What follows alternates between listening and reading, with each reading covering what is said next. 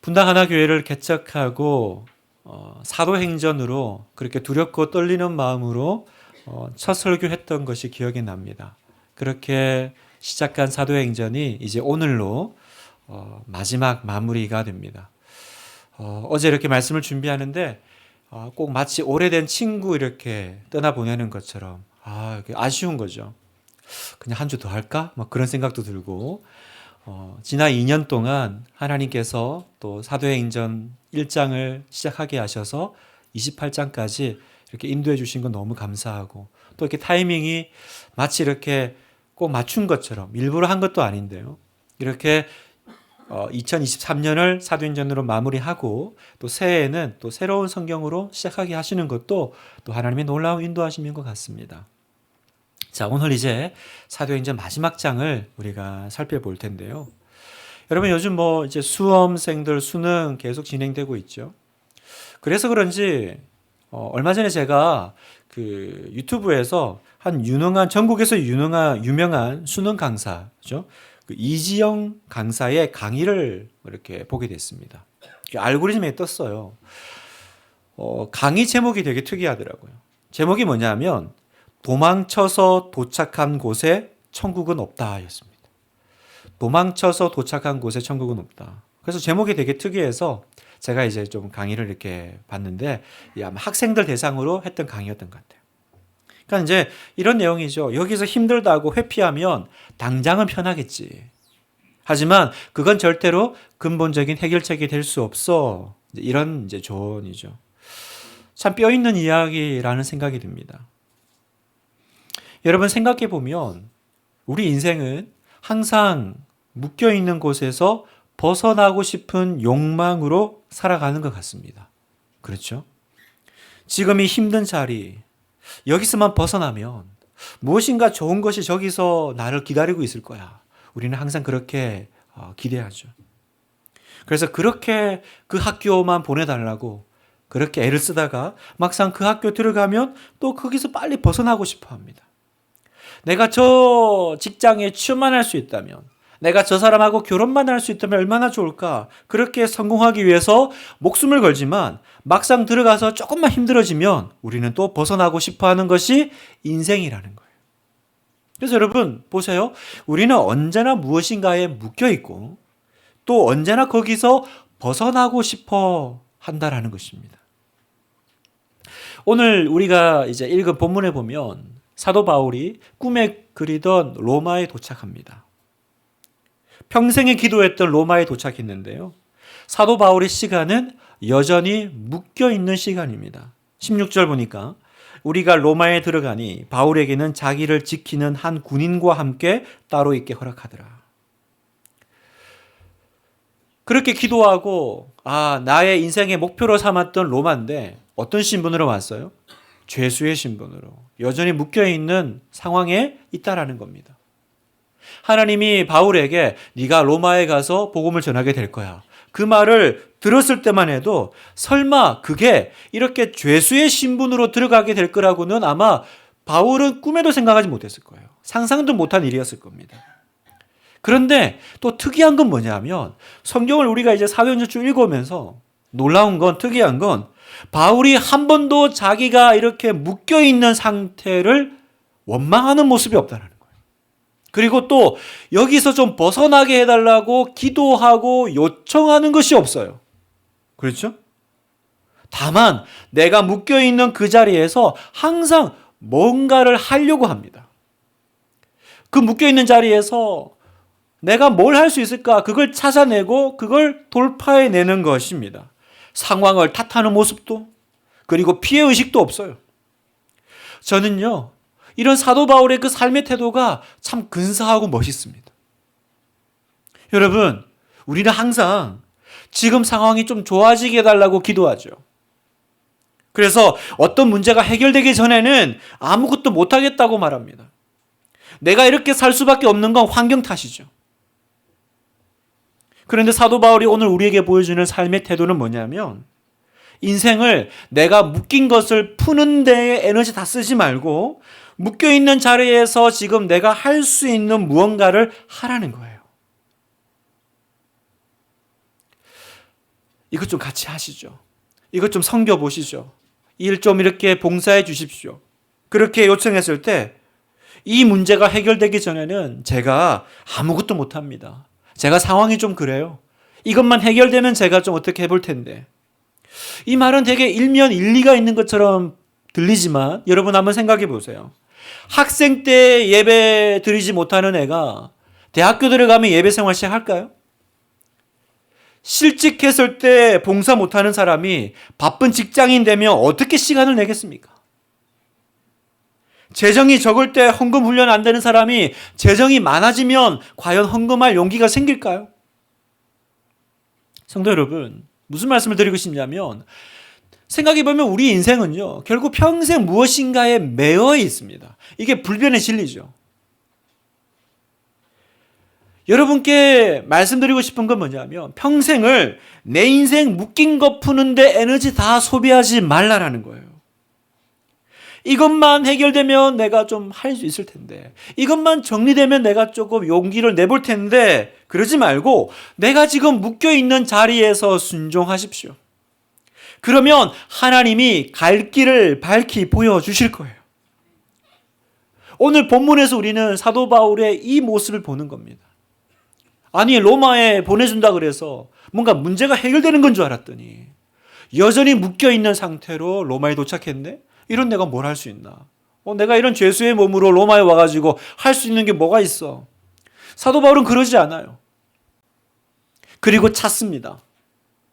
로마에 도착해서 뭘 하냐? 자, 17절을 보면 사흘 후에 바울이 유대인 중 높은 사람들을 청하여 그들이 모인 후에 이르되 여러분 형제들아 내가 이스라엘 백성이나 우리 조상의 관습을 배척한 일이 없는데 예루살렘에서 로마인의 손에 죄수로 내준 바 되었으니 바울은 로마에 도착한 지 불과 3일 후에 바로 내가 뭘 할 수 있을까 찾죠. 그게 뭐예요? 유대인들을 초청합니다. 내가 나갈 수는 없죠. 묶여 있으니까. 그럼 할 수 있는 건 뭐예요? 나갈 수는 없지만 부를 수는 있겠다. 그래서 유대인들을 불러요. 자, 여기서도요, 바울의 참 대단한 부분을 우리가 발견할 수 있습니다. 어떤 부분이 대단합니까? 여러분, 이제 사도 바울의 그 삶을 우리가 쭉 이렇게 따라오고 있는데, 그 다메섹 길에서, 다메섹 도상이라고 하죠. 다메섹 길에서 사도 바울이 살아계신 예수님을 만나고 결단하고 내가 이제 예수 믿는 사람으로 내가 복음을 위해 살아야겠다. 결단해서 살아온 삶이요. 학자들이 추정하는데 한 50년이라고 봐요. 50년의 세월이 흘러간 거예요, 여러분. 여러분, 그 50년 동안 바울이 당한 환난과 고통은 이루 말할 수가 없습니다. 바울은 항상 쫓기고 항상 죽음의 위험에 내몰리고요. 내일을 예측할 수 없는 삶을 살아왔습니다. 그런데 여러분, 그 고통의 중심에 누가 있어요? 이렇게 만든 장본인이 누굽니까? 그렇죠. 바로 유대인들이죠. 바울이 당한 고난의 90%는 자기 동족에게 당한 거예요. 지금 로마에 쇠고랑 차고 죄수로 온 것도 따지고 보면 누구 때문이에요? 유대인들 때문이에요. 방금 우리 성경에도 그 바울의 설명을 보지만 로마인들은, 로마 총독은 바울에게 죄가 없다고 해서 풀어주려고 했는데 오히려 동족들이, 유대인들이 그걸 막아가지고 그래서 어쩔 수 없이 이제 상소하게 됐다 이렇게 설명하잖아요. 여러분, 원수도 이런 원수가 없어요. 뭐 한두 번 괴롭힌 것도 아니에요. 50년 내내 끝까지 포기하지 않고 괴롭히는 원수입니다. 여러분에게 이런 원수 있습니까? 여러분 생각만 하면 이렇게 밤잠을 설치게 하는 그런 분들이 있습니까? 만약에 여러분이 이런 입장이라면 어떻게 하시겠어요?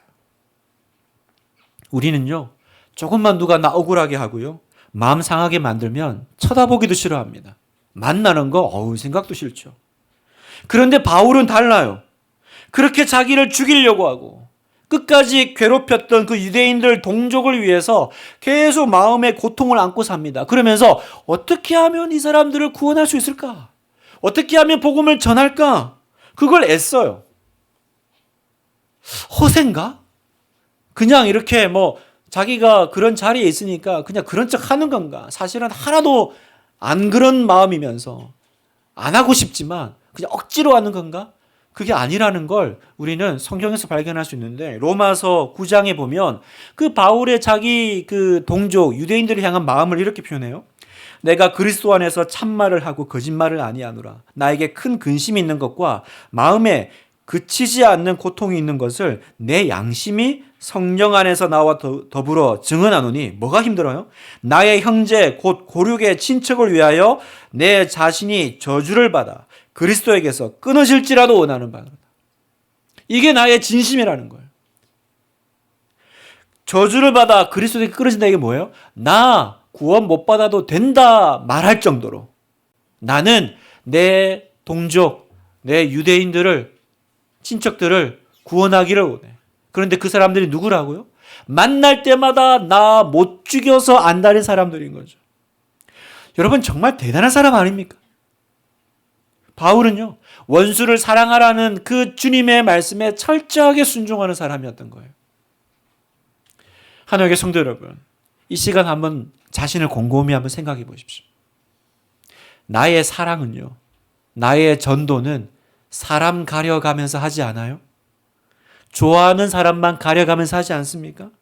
그래서 내가 미워하는 사람, 내 마음에 아픈 준 사람은 가급적 안 보려고 하지 않나요? 그런데 복음의 정신은 그렇지 않다라는 겁니다. 하나님의 사람의 길은 그렇지 않다라는 거예요. 내 자존심 중요하죠. 그러나 더 중요한 건 뭐예요? 내 자존심 때문에 복음이 손해보지 않는 것입니다. 우리에게 중요한 건 내 마음이 아니에요. 내 마음이 아니라 예수님이 중요하십니다. 복음을 위해서라면 자기의 자존심 얼마든지 내버릴 수 있고 겸손하게 머리를 숙일 수 있어야 합니다. 힘들죠. 너무너무 힘드실 거예요. 아직 힘들지만 그러나 여러분, 정답은 좀 알고 갑시다. 이런 상태로 가는 것이 옳지 않다라는 건 알고 갑시다. 그리고 마음에 좀 결단합시다. 그러면 내 힘으로는 안 되지만 성령님이 여러분의 그 결단을 귀하게 보시고 도와주실 줄 믿습니다. 도와주시고 원수까지도요, 미워하는 사람까지도 전도할 수 있는 마음을 주님이 주실 줄 믿습니다. 그 마음을 가지고 바울이 복음을 딱 전하니까요, 유대인들이 이제 반응이 나오는데요. 21절입니다. 그들이 이르되 우리가 유대에서 내게 대한 편지도 받은 일이 없고 또 형제 중 누가 와서 네게 대하여 좋지 못한 것을 전하든지 이야기한 일도 없느니라. 이에 우리가 너의 사상이 어떠한가 듣고자 하니 이 파에 대하여는 어디서든지 반대를 받는 줄 알기 때문이라 하더라. 여러분, 놀라운 일이 벌어졌어요. 그렇게 초청을 해서 복음을 전하니까 들어보기도 전에 사실은 반대하고 또 협박하고 위협할 줄 알았던 유대인들이 어떤 반응이에요? 호감을 보이는 거죠. 한번 들어보겠다. 이에 우리가 너의 사상이 어떠한가 듣고자 하니. 막상 사도 바울이 부딪혀 보니까 로마에 있는 유대인들은 이스라엘에 있는 유대인들하고 다르더라는 거죠. 만약 사도 바울이 괜히 겁에 질려가지고 만나기만 해도 이 사람들 날 죽일 거야, 아예 부딪히지 않는 게 상책이야, 그래서 그 선입견에 빠져가지고 아예 시도도 안 했다면 어떤 일이 벌어졌을까? 성도 여러분, 뭐든지요, 선입견을 내려놓고 부딪혀 보시기를 축복합니다. 이 일은 안 될 거야. 그렇지? 이게 될 리가 없어. 저 사람은 전도 안 될 거야. 다 믿어도 저 사람은 안 돼. 저 사람은 나를 싫어할 거야. 미워할 거야. 여러분, 이런 생각들 때문에 막상 하고 싶은 일들을 주저할 때가 우리가 얼마나 많았어요? 여러분, 미리 안 될 거라 포기하지 말고 두드려 보십시오. 하나님이 그 사이에 그 사람의 마음을 어떻게 변화시켜 놨는지 누가 알겠어요? 닫힌 문인 줄 알았는데 사실은 그렇게만 보일 뿐이지 열린 문인지 어떻게 알겠어요? 바울은 두드렸습니다. 유대인들 내가 50년을 겪었잖아. 이 사람들한테 얼마나 징하게 당했어. 아니야. 그러지 않고 또 선입견을 내려놓고 두드리니까 어떻게 해요? 복음을 전할 기회가 생겼잖아요. 지난주에 제가 등록 신방을 하나 했습니다. 만나보니까 초신자인데 마음문이 활짝 열려 계신 거예요. 이미 은혜를 막 받고 계세요. 예배에 와서 그냥 그렇게 계속 눈물이 난대요. 그래서 제가 이제 물을 거 아니에요. 어떻게 교회로 오시게 됐냐. 그랬더니 아무도 오라고 한 사람이 없었다는 거예요. 한 명도 없었냐? 한 명도 없었대요. 그럼 어떻게 왔을까? 알고 봤더니 우리 10월 달에 그 새세미 축제였잖아요. 그때 이제 그 아이 친구가 우리 아이를 전도했는데 그 아이한테 내 아이가 그 친구한테 교회를 가겠다고 약속을 하는 바람에 본인도 그냥 그 결에 따라오신 거예요. 근데 놀라운 거 뭔지 아세요? 교회를 와보니까 평소에 내가 알고 있던 사람들이 엄청 많더라는 거예요.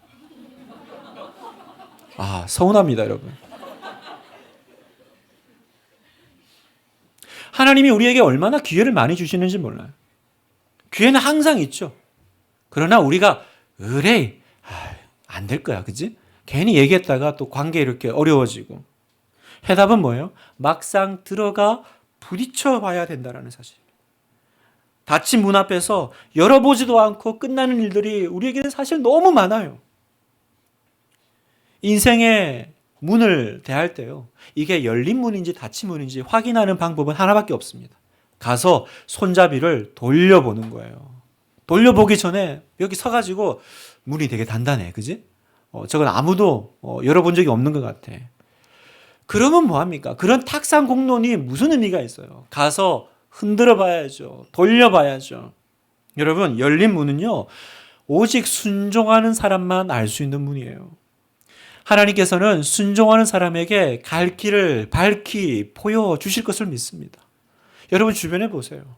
다 그 열린 문 통과한 사람들은 가서 두드리고 손잡이를 돌리고 흔들어 본 사람들입니다. 자, 바울이 유대인들을 초청을 하고 그리고 이제 그들에게 복음을 전합니다. 오늘 성경에 보면 바울이 전한 것을 압축해서 표현해 주는 말이 있어요. 바울은 로마에 가서 두 가지를 얘기했다고 합니다. 23절에 보겠습니다. 같이 한번 읽어볼까요? 시작. 그들이 날짜를 정하고 그가 유숙하는 집에 많이 오니 바울이 아침부터 저녁까지 강론하여 하나님 나라를 증언하고 모세의 율법과 선지자의 말을 가지고 예수에 대하여 권하더라. 여기 보니까 바울이 전한 메시지가 뭐예요? 자, 아침부터 저녁까지 설교했죠. 강론하면서 하나님 나라, 첫째 하나님 나라 이야기하고 둘째 예수 그리스도에 대한 이야기. 이 이야기는요. 사도행전 끝나는 마지막 절에도 또 한 번 더 또 언급이 됩니다. 30절 보면 바울이 온 이태는 2년을 얘기합니다. 2년 동안 감금되어 있는 거죠. 자기 셋집에 머물면서 자기에게 오는 사람을 다 영접하고 하나님 나라를 전파하며 주 예수 그리스도에 관한 모든 것을 담대하게 거침없이 가르치더라. 똑같은 얘기죠. 하나님 나라, 예수 그리스도. 무슨 말이에요? 바울이 로마에 가서 전한 메시지는 하나님 나라 이야기였다는 거죠. 하나님 나라. 이 세상 나라가 전부가 아니라 하나님 나라가 있습니다. 그래서 우리는 왜 예수님을 믿어야 됩니까? 예수님을 믿음으로 내가 하나님 나라 백성이 되고 하나님 나라를 소유하기 때문입니다. 그래서 예수 그리스도와 하나님 나라가 여러분 기독교의 핵심이에요. 기독교 핵심이 뭐라고요? 예수 그리스도 그리고 그분이 오심으로 시작된 하나님의 나라가 있다라는 거예요. 자, 골로새서 1장 13절. 그가 우리를 흑암의 권세에서 건져내사 그의 사랑의 아들의 나라로 옮기셨으니 그의 사랑의 아들의 나라라는 거예요.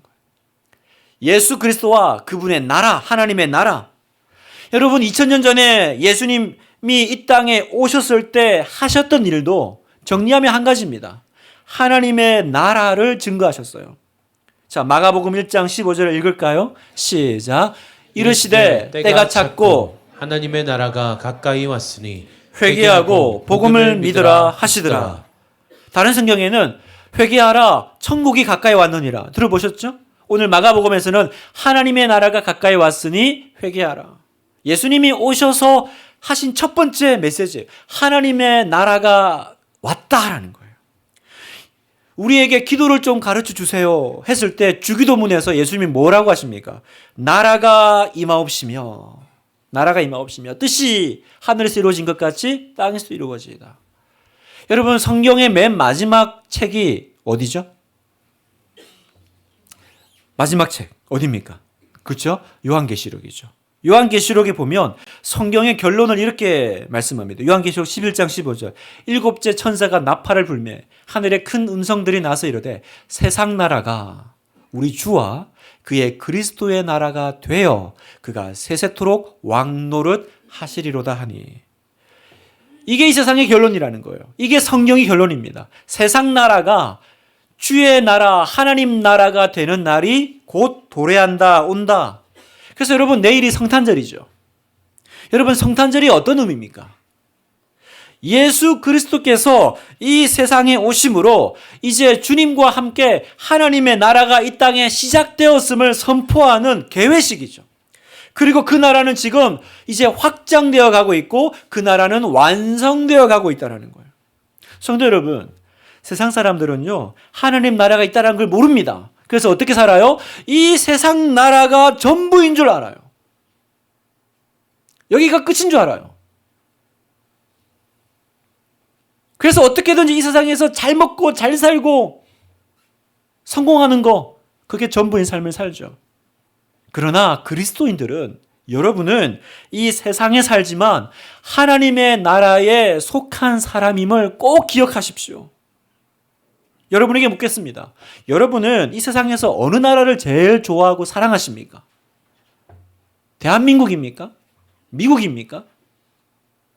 여러분, 하나님 나라를 발견하면 이제 내가 가장 사랑하는 나라는 하나님 나라예요. 여러분은 그 나라 백성이라는 거예요. 자, 빌립보서 3장 20절 같이 읽겠습니다. 시작. 그러나 우리의 시민권은 하늘에 있는지라 거기로부터 구원하는 자 곧 주 예수 그리스도를 기다리노니. 내 시민권, 나는 어느 나라 소속이에요? 하나님 나라 백성, 하나님 나라 소속. 거기로부터, 하나님 나라로부터 나를 구원하러 오시는 예수 그리스도를 우리는 기다리고 있는 거예요. 마라나타, 주 예수여 오시옵소서. 주님이 재림 다시 오시면, 처음에 오셨을 때는, 성탄절 오셨을 때는 하나님 나라가 시작되었고요. 예수님 다시 오시마 약속하셨고 다시 오실 때는 이제 그 나라는 완성되는 거예요. 끝나는 거예요. 그러니까 여러분, 이 하나님 나라에 눈이 열리면 더 이상 불평도 원망도 사라집니다. 하나님 나라 본 사람은 삶이 바뀌어요. 왜요? 보는 눈이 달라지니까. 왜 하나님은 이렇게 공평하지 않으시나? 왜 하나님이 이렇게 불공평하시나? 이런 생각이 여러분에게 있다면 여러분이 세상만 바라보고 살기 때문에 그렇습니다. 이 세상에서 다 위로받고 다 해결받아야 되려니까. 그러니까 불공평하죠. 그러나 여러분, 하나님 나라 바라보면 하나님은 공평하십니다. 예수 그리스도께서 다시 이 땅에 오실 때, 그리고 그 앞에, 우리 앞에 하나님의 나라가 완성되고 세워지는 것을 볼 때 우리는 그때 어려운 환경이 오히려 감사가 될 거예요. 왜요? 하나님 앞에 섰을 때 내가 옥토밭에서 일하지 않고 돌짝밭 같은 그 삶이 더 영광임을 아니까. 어느 젊은 목사님이요, 서울에 있는 큰 교회에 집회 강사로 초청받아서 이렇게 가신 거예요. 갔더니 이제 또 강사 목사님 오셨다고 서울의 가장 좋은 이제 곳에 숙소를 이제 잡아주셨죠. 그래서 그날 밤에 딱 들어가 있는데 너무 좋은 거예요. 이게 웬 호상가? 내가 이런 호강을 누려도 되나? 그때 갑자기 그 마음속에, 목사님 마음속에 팍 떠오르는 생각 하나가 있었어요. 그게 뭐냐면 바로 돌아가신 할아버지 목사님이에요. 그 할아버지 목사님이 평양에 교회 목사님이셨는데 6.25 때 자기 성도들은 다 내보내고 마지막까지 교회 지키다가 인민군에게 잡혀가서 순교당하신 할아버지. 갑자기 이게 웬 호사지? 웬 호강인지 그러고 있는데 그 할아버지 목사님 이야기가 갑자기 생각이 탁 나면서 하나님이 마음에 그러시는 거예요. 이것은 네 할아버지의 상급이다. 이러는 거예요. 이것은 네 할아버지 상급이다. 아무것도 누리지 못하고 그냥 잡혀가 순교를 당하신 그 할아버지. 그 목사님이 그 자리에 엎드려서 울면서 기도했대요. 하나님, 비록 돌짝박 사명이라도 나도 기쁘게 감당하게 하소서. 주님 나라 임할 때 나도 상급 있는 목사 되게 하소서. 사랑하는 성도 여러분, 이 세상이 끝나고 하나님 나라가 임할 때 가장 영광을 누릴 사람이 누굴까요? 이 땅에서 모든 거 다 누리고 모든 위로 다 받은 사람이 아니에요, 여러분. 하나님 나라를 발견하고 그 나라 위해서 이름도 빛도 없이 그렇게 헌신한 일꾼들이 주님 앞에 섰을 때 잘하였다. 착하고 충성된 종아. 여러분, 옥토밭 인생만이 복된 삶이 아닙니다. 자갈밭 인생도 주님의 나라의 눈이 열리면 더 큰 영광인지 내가 깨닫게 되는 거예요. 사도 바울은 로마에 가서 이 하나님 이야기를 해주고 싶었어요. 하나님 나라가 있다라는 거. 그 정말 화려한 로마라고 하는 그 모든 길을 로마로 통한다라고 하는 그 시대에 하나님 나라가 있다. 세상 나라가 전부가 아니다. 그런데 바울의 설교를 듣고 성경을 보니까 두 가지 반응이 나왔다고 그래요. 24절, 그 말을 믿는 사람도 있고 믿지 아니하는 사람도 있어. 그래서 사도 바울이 탄식하죠. 26절, 일러스되 이 백성에게 가서 말하기를 너희가 듣기는 들어도 도무지 깨닫지 못하며 보기는 보아도 도무지 알지 못하는도다. 아, 들어도 못 깨닫는구나. 안 믿는 거죠. 여러분, 이건 지금도 우리 안에 있는 엄연한 영적인 현실이에요. 똑같이 설교 시간에 예배 듣지만 어떤 사람은 믿음으로 받고요. 어떤 사람은 눈물로 화답하고요. 어떤 사람은 마음은 닫고 어떤 사람은 나와 상관없는 얘기로 듣습니다.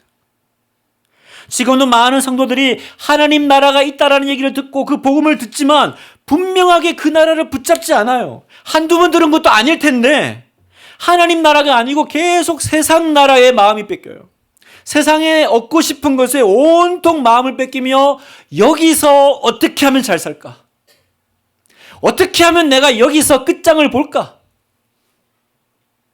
성도 여러분, 하나님 나라에 대해서 듣기만 하고 실제로는 한 것도 없고 아무 경험한 것도 없이 그냥 예수 믿는 삶은요, 두려운 거예요.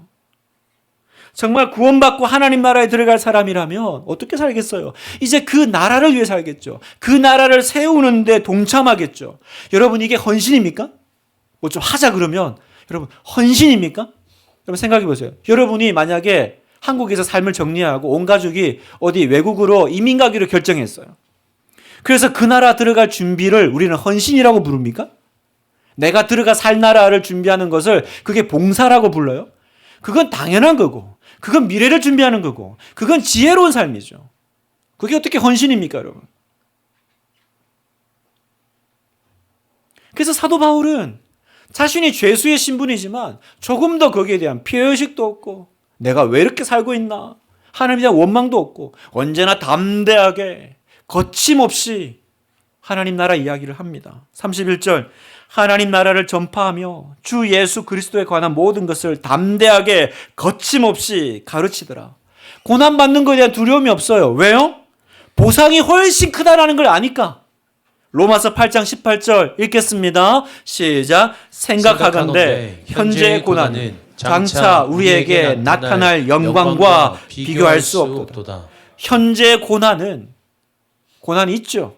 그러나 그 하나님 나라를 위해서 받는 그 고난은 여러분에게 앞으로 나타날 그 영광은 좋게 비교할 수 없는. 오늘 사랑하는 여러분께 이 또 한 해를 통과하면서 이제 일주일을 남겨놓고 어떻게 마무리를 할까? 내년은 어떻게 살까? 고민하고 있는 송구영신의 이 시기에 여러분께 진짜 권면합니다. 오늘 주신 말씀을 정말 좀 마음을 열고 받으시기를 축복해요. 많은 분들이요, 교회를 위로하는 곳이라고 생각합니다. 세상 살기 힘든데 교회 와서 위로라도 받아야지. 맞습니다. 교회는 위로하는 곳입니다. 교회 오면 위로 받습니다. 그러나 교회는 위로보다 더 큰 사명이 있어요. 사도 바울처럼 담대하고 거침없이 하나님 나라를 선포하고 그 진리를 따라 살자고 말하고 그리고 같이 격려하고 돕는 곳이 교회인 줄 우리는 믿습니다. 오늘날 교회는 영적 갓난 아기들로 가득 찬 타가소 같아요. 힘들지, 어렵지, 얼마나 어렵니, 울지 마라. 그렇게 위로의 메시지는 많은데 정작 그 나라를 위해서 참자, 견디자 이런 메시지는 없어요. 사도행전의 그 초대교회 성도들의 특징, 사도 바울의 특징이 뭐예요? 참고 인내하고 견딤인데 오늘날 교회 안에는 없어요. 왜요? 하나님 나라 보는 눈이 안 열려 있으니까. 분당 하나교회 성도 여러분, 여전히 어려운 상황에 형편에 묶여 계십니까?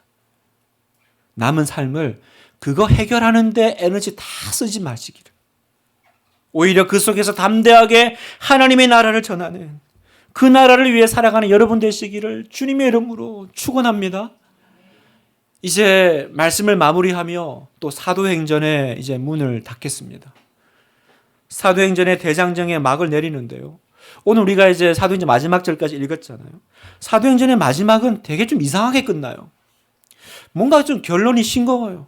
뭐 바울이 장렬히 뭐 이렇게 순교하는 모습도 안 나오고 가이사에게 당당하게 상소하는 모습도 없고 그냥 조그마한 새방에서 2년 동안 감금 상태에서 그냥 늘 하던 대로 하나님 나라를 전파하고 가르치는 것으로 끝납니다. 다시 한번 볼까요? 30절, 31절 마지막 절을 보면 바울이 온 이태를 자기 셋집에 머물면서 자기에게 오는 사람을 다 영접하고 하나님 나라를 전파하며 주 예수 그리스도에 관한 모든 것을 담대하게 거침없이 가르치더라. 이게 끝이에요. 뭔가 꼭 뒤에 있을 것 같아. 뭔가 내용이 이게 이렇게 가는 게 맞나? 그런 생각이 들 정도예요. 여러분, 이게 무슨 말이냐? 사도행전은 끝난 게 아니라는 거예요. 사도들이 쓴 그 사도행전을 이제 우리가 이어받아 우리 행전을 써나가야 된다는 것입니다. 여러분, 사도행전은 28장으로 끝나지만 사도행전에 29장이 있는데 꼭 있는 것처럼 마무리 졌잖아요. 그 29장은 누가 써요? 여러분이 쓰시는 거예요. 제가 쓰는 거예요. 분당 하나교회가 쓰는 겁니다. 우리는 하나님의 스토리를 써나가는 하나님의 사람인 줄 믿습니다. 그래서 어떤 단체는요, 액츠 29를 외칩니다. 이 사도행전이 영어로 액츠거든요. 사도들의 행한 일들. 그 액츠 29가 뭡니까? 원래 액츠는 28이에요. 그걸로 끝나는데 우리가 액츠 29다라는 거예요. 저는 오늘 여러분과 함께 이 도전을 받기를 원합니다. 이 꿈을 꾸기를 원합니다. 내가 내 남은 삶이 사도행전 29장이 되게 하리라. 어떻게 하면 될까요? 바울이 했던 것처럼 하면 됩니다. 그 새빵, 그죠? 다락방이잖아요. 바울이 했던 것처럼 5명, 10명 모여서 주님 사랑하고 주님 말씀 배우고 능력을 입고 그리고 눈에 보이지 않지만 누룩같이 세상에 퍼져나가 세상을 뒤집는 사람들. 그게 바로 사도행전 29장의 이야기가 될 줄 믿습니다. 사도행전을 끝내며 하나님은 여러분에게 우레와 같은 목소리로 질문하십니다. 너는 하나님 나라를 가졌느냐? 너는 하나님의 나라의 사명자냐? 너는 그 나라에 너의 이름이 있느냐라고 물으십니다. 오늘 이 시간 우리가 하나님 앞에 간절히 기도하기를 원합니다. 주님, 제 눈을 열어주세요. 하나님 나라의 그 영광을 보게 해주세요. 제가 하나님 나라의 사명자의 삶을 살기 원합니다. 그렇게 담대하게 그리고 거침없이 달려가는 우리 모든 성도 되시기를 주님의 이름으로 축원합니다.